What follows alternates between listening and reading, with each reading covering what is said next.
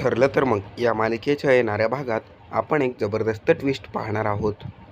मालिका आता एका इंटरेस्टिंग वळणावरती येऊन पोहोचलेली आहे. आपण आत्तापर्यंत प्रियाची पोलखोल पाहिलेली आहे, पण आता प्रियाचं पाऊल हे घराबाहेर पडताच घरामध्ये खूप काही चांगली कार्य व्हायला लागलेली आहेत आणि मालिकेतली पॉझिटिव्ह समीकरणंही सुरू झालेली आहेत. आणि शेवटची सगळ्यात महत्त्वाची गोष्ट म्हणजे प्रेक्षकांनो तर मालिका लांबवणं हे थांबलेलं आहे आणि एकदाचा आपल्याला एंड पाहायला मिळणार आहे. आणि आता सायली अर्जुनच्या आयुष्यामध्ये गुड न्यूज येणार आहे. ते दोघेजण आईबाबा होणार. इतकंच नाही तर त्या क्षणी चक्कर येऊन पडलेल्या सायलीचा पाय देखील सुभेदारांच्या समोर येणार आहे. आणि जे सत्य प्रिया घरात असताना समजलेलं नव्हतं ते सत्य आता प्रियाचं पाऊल घराबाहेर पडल्यावरती समोर आलेलं आहे.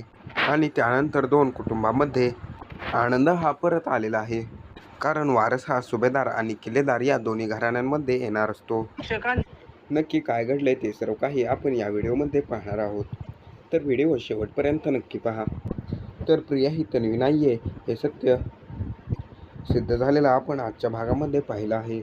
DNA रिपोर्ट, प्रियाच्या पाठीवरची खून आणि सगळी सत्य आता सिद्ध झाल्यावरती तरी देखील प्रिया मुजोरी करते आहे आणि ती सांगत असते, बघितलंत ना मी सगळ्यांना कसं मूर्ख बनवलंय, कारण तुम्ही सारखं तन्वी तन्वी करत होता ना, म्हणून मला तुम्हाला मूर्ख बनवणं सोपं गेलंय.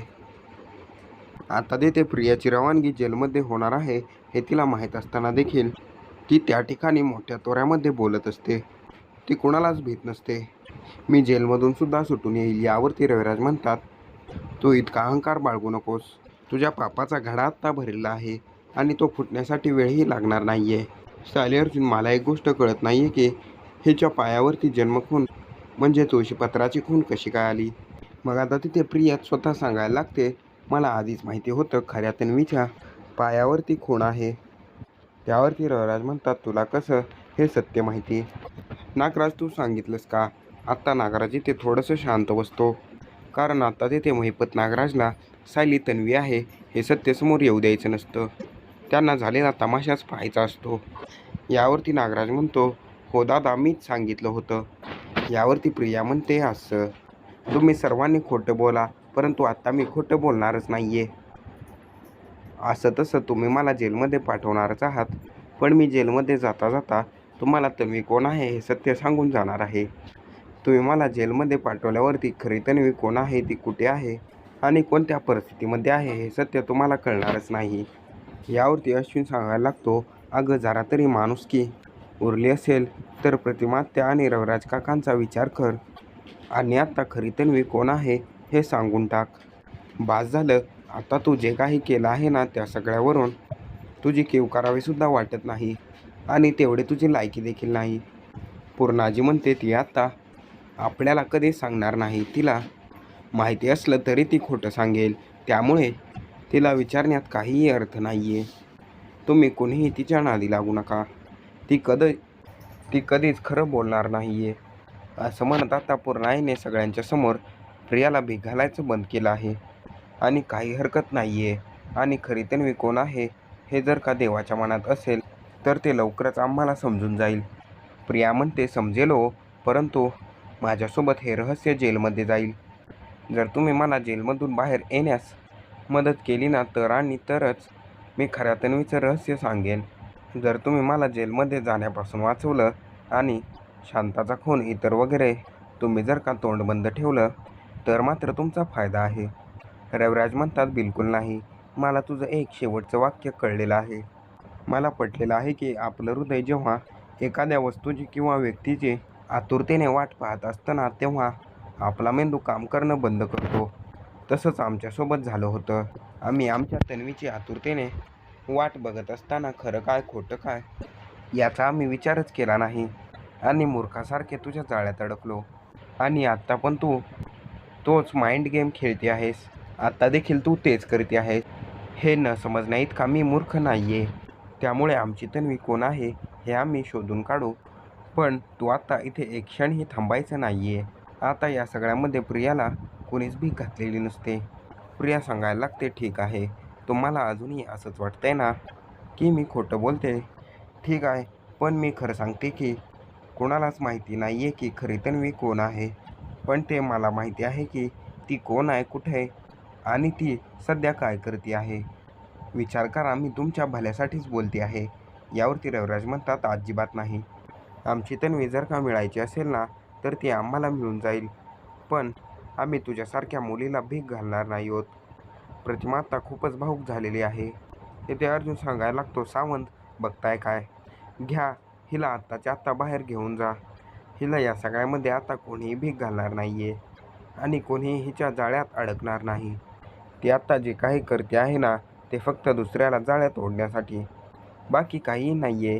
हिच्या नादी लागण्यासाठी आम्ही इंटरेस्टेड नाही आहोत. असं म्हटल्यावरती मग आता सावंत तिकडे प्रियाला पकडतात. मग आता प्रिया म्हणायला लागते, बघा मी अजूनही तुम्हाला डील देते आहे. विचार करा, मी जे काही सांगते आहे त्यावरती फोकस करा. त्यानंतर महिपत आणि नागराज दोघे एकमेकांकडे पाहत असतात. आणि काय पोरगे, आपण तर हिच्यापुढे एकदम फिके पडत आहोत. म्हणजे बघितलं का नागराज शेठ, जे सत्य आपल्याला माहिती आहे त्याचा आपण कधीच उपयोग करून घेत नाही आहोत, पण ही मात्र त्याचा वापर करून या सगळ्यांना गुंडाळून लावणार हे खरं. त्यावरती नागराज म्हणतो, बरोबर आहे, चालू दे काय चालायचं ते, पण खरी तन्वी कोण हे मी तरी सांगणार नाही आहे, नाहीतर ती सगळी प्रॉपर्टी तन्वीच्या घशात जाईल. बरं, हे सगळं चालू असताना, ठीक आहे, तुम्हाला जर का हे सगळं काही खोटं वाटत असेल तर ठीक आहे, मी तुम्हाला चॅलेंज करून जाते. मी तर आत्ता जेलमध्ये आलेली आहे, पण खऱ्या तन्वीचं सत्य तुमच्यासमोर कधीच येणार नाही अशी तरतूद करून मी जाईन. ज्या दिवशी तुम्ही जेलमध्ये माझ्या पायाशी याल ना तेव्हाच तुम्हाला अक्कल येईल आणि त्यावेळी माझ्या अटी कदाचित बदलल्या असतील. माझं मन हे कदाचित बदललं असेल आणि अटी या जरा स्ट्रिक्ट झाल्या असतील. अर्जुन म्हणतो, बास कर तुझी बडबड. तुझ्या अटी नियम आम्हाला मान्य करून घ्यायचे नाही आहेत आणि ते आम्ही कधीच मान्य करून घेणार नाही आहोत. आत्ताच्या आत्ता इथून चालते हो. रविराज म्हणतात, अरे अर्जुन, तू हिची बडबड का ऐकून घेतोय? सावंत घ्या आणि घेऊन जा या नीच मुलीला. सायली म्हणते, बास, आत्ता तुझं खूप ऐकलं. मला आत्ता फक्त रविराज काकांचं मत ऐकायचं होतं. ते या सगळ्यामध्ये काय रिॲक्ट करतात हे जाणून घ्यायचं होतं. तन्वीला शोधायचं आम्ही शोधू, त्याचं आम्ही काही करू, पण आम्ही तुझ्यासोबत काहीही डील करणार नाही आहोत. आत्ताच्या आत्ता इथून चालती हो. आता सायली खूपच चिडलेली असल्यामुळे ती आत्ता प्रियाचा हात धरते आणि तिला फरफटत बाहेर घेऊन येते. तिच्या मागोमाग घरातील सर्वजण आलेले असतात. रविराज म्हणतात, सायली तू अगदी बरोबर करत आहेस आणि तू जे काही बोलत आहेस ना आम्ही त्याच्यासोबत आहोत. मला या नीच मुलीकडून जाणून घ्यायचं नाही आहे की माझी तन्वी कोण आहे.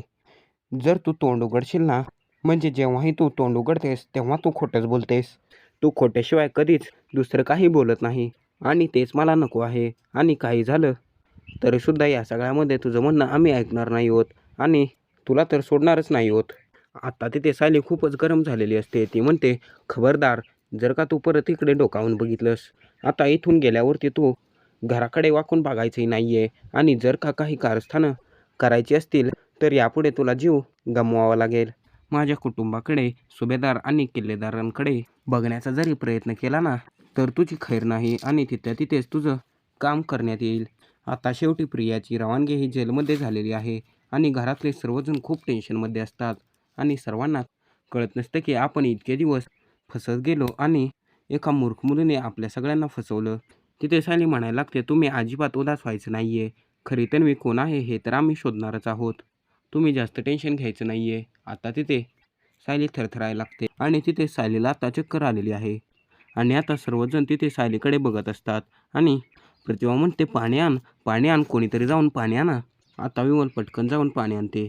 तिथे कल्पना म्हणत असते, काही नाही, तिला या सगळ्याचं जरासं टेन्शन आलं असेल. प्रत्येक गोष्टीमध्ये सायली आपल्याला काही सांगत नव्हती. ती सर्व काही स्वतः हँडल करायची, त्यामुळे या सर्व गोष्टींचा तिच्या डोक्यावरती ताण आला असेल आणि तिला किती मनस्ताप झाला असेल याचा आपण विचारही करू शकत नाही. पण आता तिथे सुमन सांगायला लागते, मला काय वाटतंय आपण डॉक्टरांना बोलूयात. तिथे अश्विन म्हणतो, एक मिनिट थांबा, मी चेक करतो. अश्विनला जरासं वेगळं वाटतं आणि तो म्हणतो, एक मिनिट, मी डॉक्टरांना बोलवून घेतो. मला जरा काहीतरी वेगळंच वाटतंय. त्यानंतर अश्विन आता त्यांच्या सिनियर डॉक्टरांना बोलवून घेतो आणि ज्या वेळेला आता डॉक्टर चेक करतात तेव्हा सर्व सुभेदारांना आता एक खूप मोठी गुड न्यूज मिळते. आता जेव्हा सायली चक्कर येऊन पडलेली असते तेव्हा प्रतिमाने तिच्या पायावरली ती खून पाहिलेली असते आणि इतक्या साऱ्या गडबडीमध्ये प्रतिमाने काही विचार केलेला नसतो आणि याबद्दल ती कुणाशीही बोललेली नसते. आता ज्यावेळी सायली शुद्धीवर येईल तेव्हा या खुणीचं सर्व काही सत्य समोर येणार का आणि ते प्रतिमा समोर आणणार का हे आपण येणाऱ्या व्हिडिओमध्येच पाहणार आहोत.